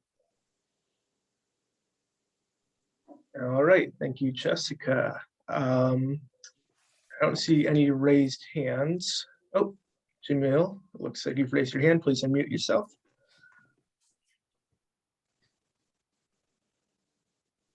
Oh, you're still muted. Okay. There we go. It's Yolanda, I'm his wife. So Jessica, I have a question for you. I know the reason you picked the location is because the landlord doesn't own any mortgage on the property. You also mentioned because of the train across the street.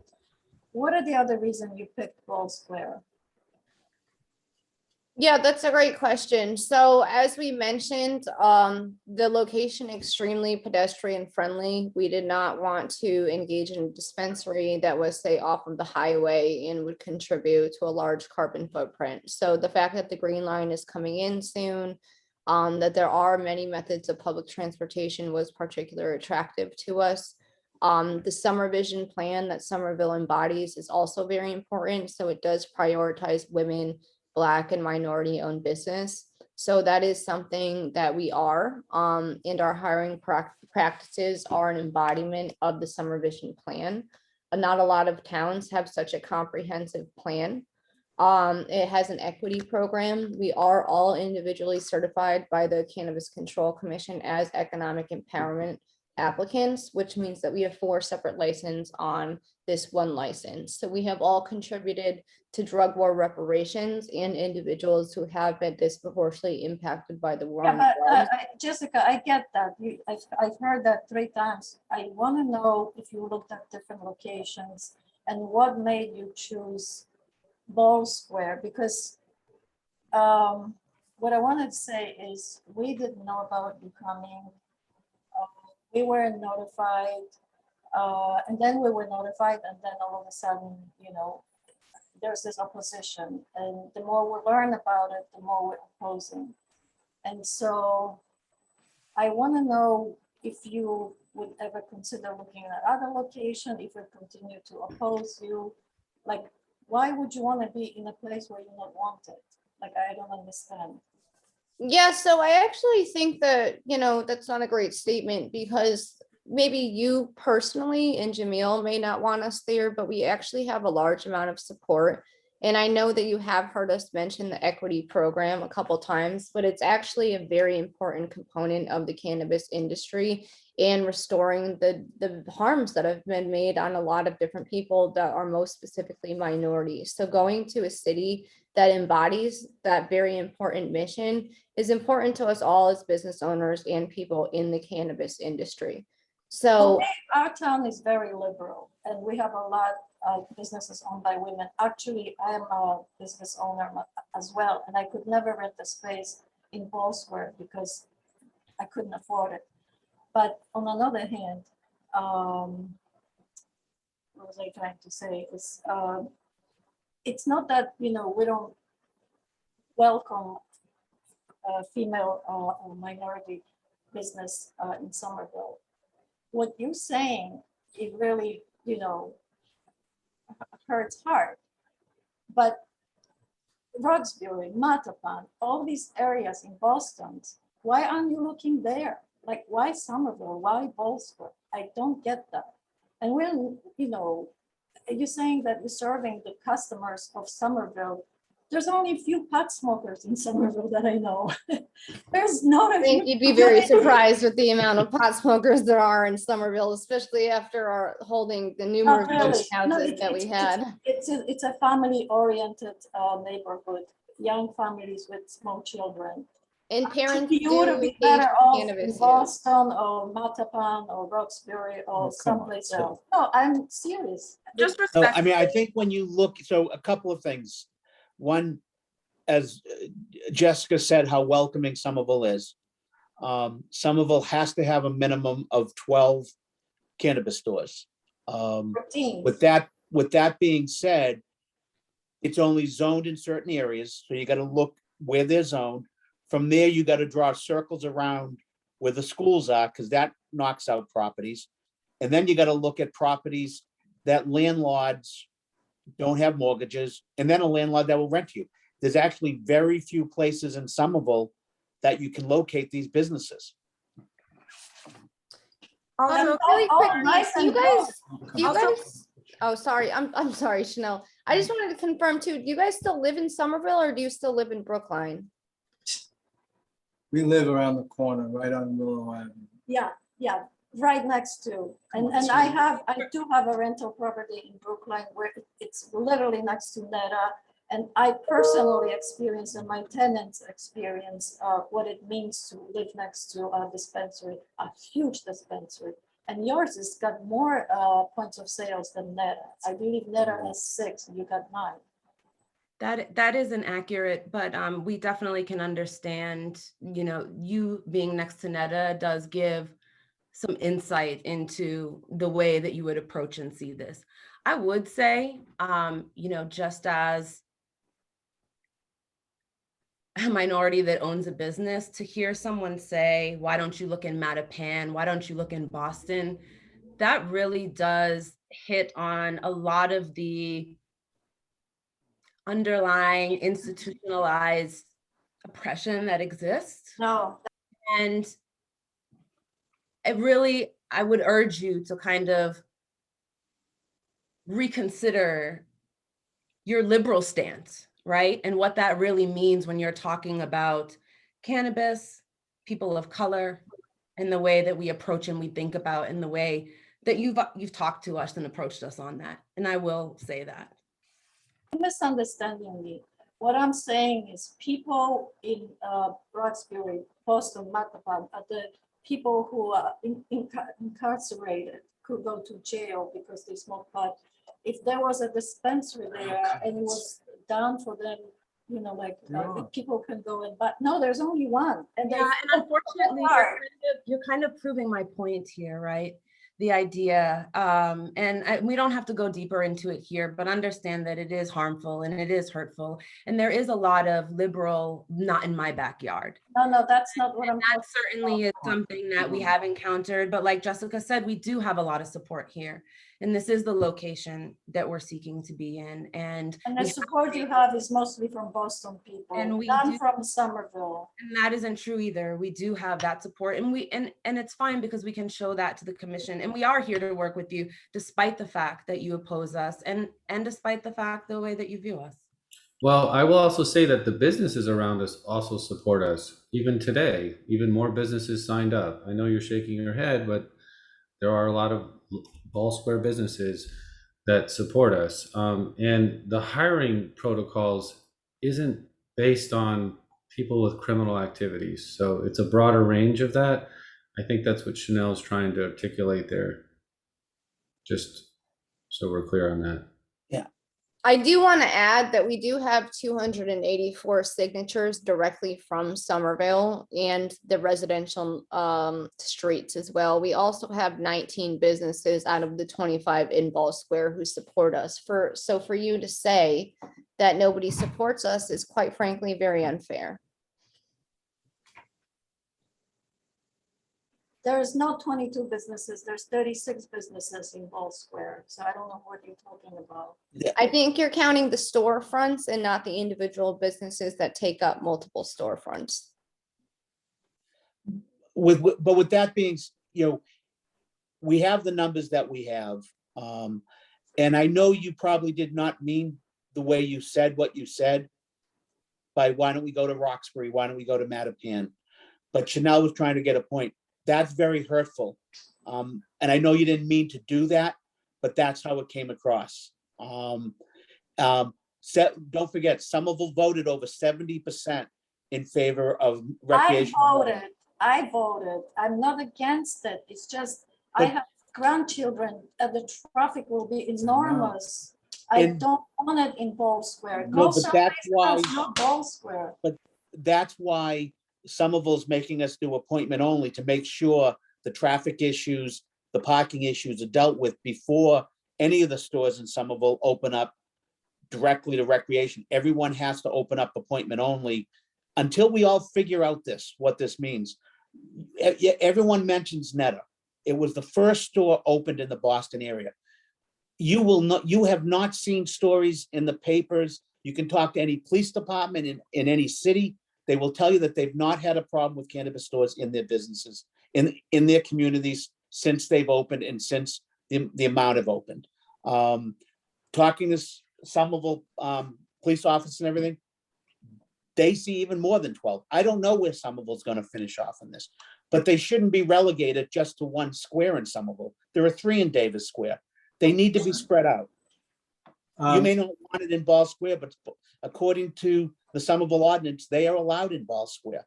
The city council took very serious look as to how to place these throughout the city.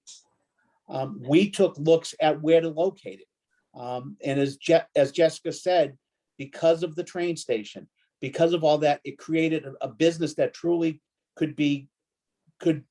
customers could use public transportation, and the density of the Ball Square area, as well as the demographics of the Ball Square area, support the ability for a cannabis store to do well.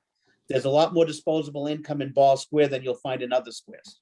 Thank you, Walter. And with all due respect, Jamil, you've made it abundantly clear that you don't support us. You don't support our business. We've answered every single question. No, Jessica. No, let me, excuse me. First of all, not all couples agree. I would be perfectly happy if the store was across the bridge. We heard that, yeah. Where the gas station is, because it backs up to a train track, not to Broadway, not to a lot of residents. So I have no, and I wouldn't mind if it was shrunk considerably.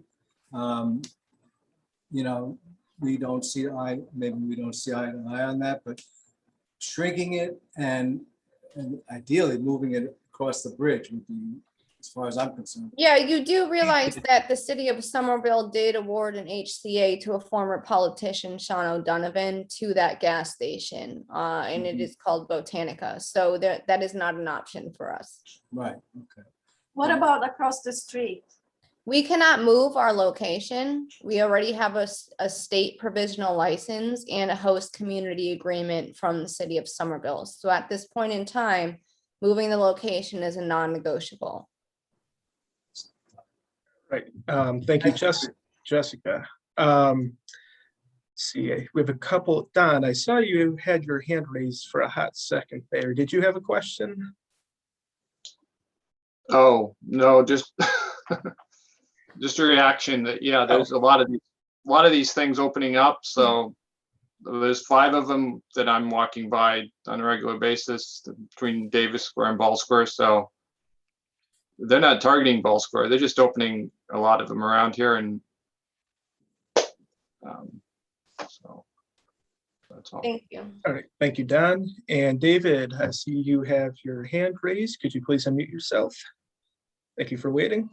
Yeah, very briefly. I haven't heard anything new in recent conversations. You're going to have opposition regardless of whatever you have to say about things.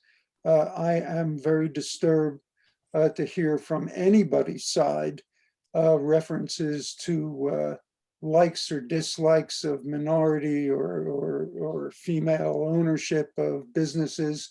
I think that is completely beside the point here. I would tell you that all of the neighbors that I've spoken to, and they've been quite a few, they are concerned with the potential consequences of the store, the care that the store is going to take to address those potential consequences, and not anything about the ownership. This has nothing to do with it. I don't like to hear it personally. I'll bet that most people feel the same as I do. I'm glad we've had this conversation, and I would hope, I mean, we're getting on towards 8:30 now. I would hope that unless people have new items that they would like to address, that we could be satisfied with a very productive meeting. Thank you. Thank you, David. I do I appreciate agree, that. and it's not personal, and I really don't feel that represents my feeling anyway. So, I appreciate that, both of you, by the way. but it's just, my thing is just the size and the turnout, and that's really. All right, thank you, Jamil.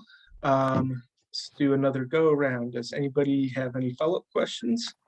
Or new questions. New questions. Thank you, Jessica.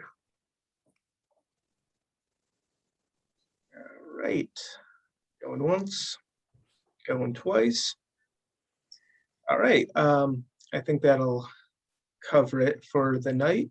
Thank you, everybody, for coming out. I think there's a lot of excellent discussion, conversation that went on. Just want to remind everybody that there is a in-person open house on July 31st from 11 to 2, where you can come meet members of the team in person in case you have any questions that were not answered here tonight. And yeah, I think that'll cover.